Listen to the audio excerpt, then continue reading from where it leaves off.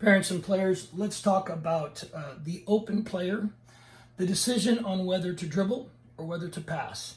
This is probably the area that most players have the most difficult time. However, it's probably the most important concept for players to learn.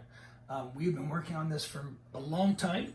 It's not easy for players to learn, although they do grasp the concept more and more and improve with it as time goes by. On goal kicks, we can play the ball to either side. The player does not have to remain in the corner. The player can remain right here on the edge. In fact, can even remain inside the penalty box if needed. Okay? It is not required. Forgive me for erasing the line, but you'll get the concept. So if we are to play the ball outside here, okay, as soon as that ball is played, these players can then come and cross over the build-up line to put pressure on the ball. Okay? In this scenario, the easiest decision to make is to make this pass right here to this player who's sitting on the sideline. He should be on the sideline all the way. Okay? This is the easiest decision.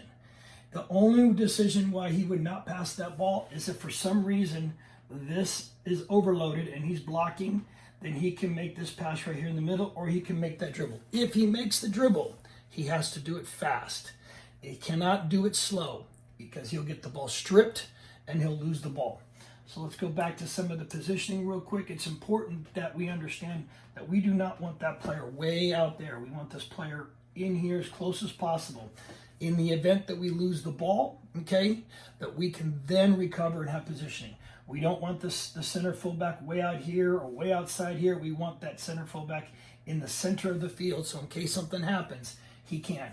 If we are to play in this direction and we start to move in that direction, in that direction, everyone starts to shift and slide over. We cannot stand over here and daydream and look at the birds and look at the other teams playing on the other fields. We have to pay attention and we have to move. Because if you leave this hole here and they steal the ball, there's going to be a player that's going to be open right here and they're going to score a goal on us. So you have to slide over. Okay? So this is important. Okay? Making that decision of whether to dribble or whether to pass, you pass the ball if the player is open. Okay?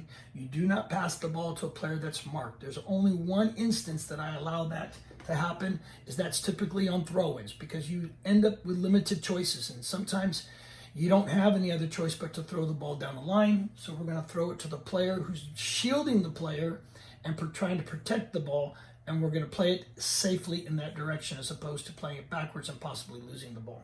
Anyways, so that goes to our topic of open player, finding the player that's open, whether it's going to be the outside player, whether it's going to be the inside player, and whatnot. Okay, thank you.